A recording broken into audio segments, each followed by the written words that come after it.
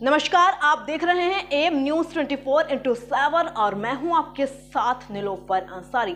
आइए नजर डालते हैं आज की ताजा खबरों पर। मथुरा जनपद के प्रमुख संत दाऊ दयाल महाराज जी ने जनपद मथुरा में भाजपा की जीत को लेकर देश में बनने जा रही मोदी सरकार पर अपनी प्रतिक्रिया व्यक्त करते हुए वार्ता की। जनपद के प्रमुख संत दाऊ दयाल महाराज जी से वार्ता करते हुए कृष्ण गुप्ता।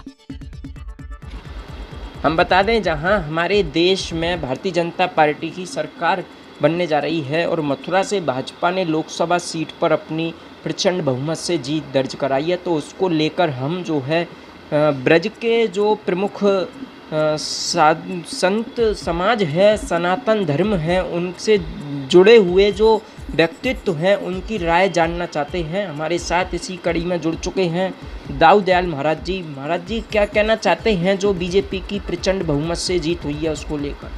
उसके लिए ये कहना चाहेंगे कि जैसे कि जीत हुई है, लेकिन जो जीत एक होनी चाहिए थी। अब जैसे मैं ही हूँ, तो जिस समय चुनाव नज़दीक में आया तो मेरे मन में अनेक तरह के भाव आए, क्या करें, किधर जाएं, किसको दें, कैसे करें।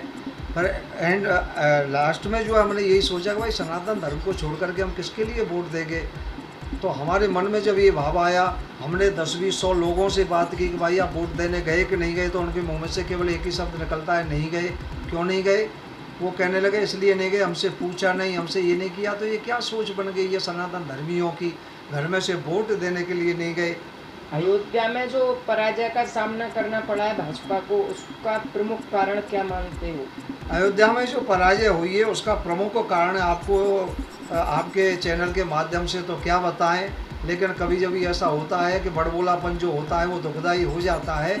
अक्सर जहाँ तक जो लग रहा है, बड़बोलापन जो बोला गया है वो लोगों के दिल में थोड़ा सा गलत प्रभाव जमा बैठा है। उन्हें अयोध्या भगवान राम की जन्मभूमि है और हमारे भाजपा सरकार ने वहाँ पर इतना कुछ किया है। कितने सालों से भगवान राम टेंट में थे, मंदिर में विराजमान हो गए, लेकिन फिर भी लोगों की जो है समझ में ये नहीं आया कि हमको क्या करना है, कैसे करना है। और इस बात को हम भी जान रहे हैं, अयोध्या वासियों ने जो ये काम किया है वो खुद शर्मिंदा है इस काम को करके, कि वहाँ पर भाजपा की पराजय हुई है। क्या लगता है भाजपा के आने से देश में विकास हो पाएगा?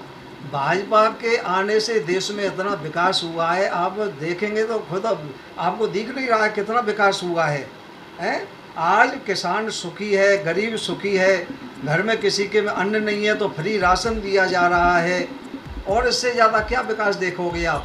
जहाँ रोड नहीं थे, सड़क नहीं थे, लोग परेशान थे, कच्चे रास्तों पर होकर के जाते थे, आज पूरे भारत में भाजपा सरकार ने रोडों के जाल बिछा दिए हैं।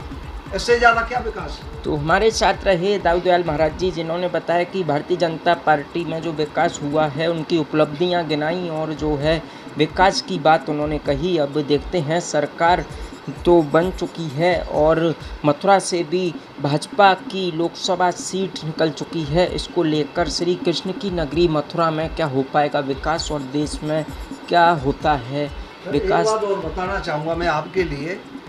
लोगों ने इतना वो किया है विश्वासघात कि हम सनातन घर जा रहे हैं और लोगों से कह रहे हैं कि भाई वोट दो, वोटिंग करो, चलिए वोट देने चलिए। लेकिन कुछ अल्प बुद्धि, छोटी समझ वाले, जिनको हम अपनी भाषा में खुरापाती कहते हैं, वो जो है सनातन धर्म को, भाजपा को भूल करके कोई इधर जा रहा है, कोई इधर झगड़ा करने के लिए उतारू हो जाते हैं। तो ये क्या सोच बन गई है बताइए सनातन धर्मियों की, है उनको? जबकि पहले से ही वो जो भाजपा से जुड़े हुए हैं, थोड़ी सी कमी भाजपा की तो रही है। कमी ये रही है कि जो कट्टरपंथी कार्यकर्ता हैं उनकी अवहेलना कर दी गई है, उनको जो है सम्मान नहीं दिया गया, चाहे मैं हूँ या और भी हैं। अब आप कहीं भी किसी भी विधानसभा में देख लो, लोकसभा में देख लो, ज़्यादातर यही प्रभाव पड़ा है। अधिकारी मानते नहीं हैं। अधिकारी, विधायक ने यहाँ तक कह दिया विधायकों ने कि अधिकारी हमारी मान ही नहीं रहे हैं, किससे हम जो सपोर्ट करें, किसको बोलें। अब इसका क्या मतलब हुआ? विधायक जैसों की नहीं मान रहे अधिकारी तबके के लिए।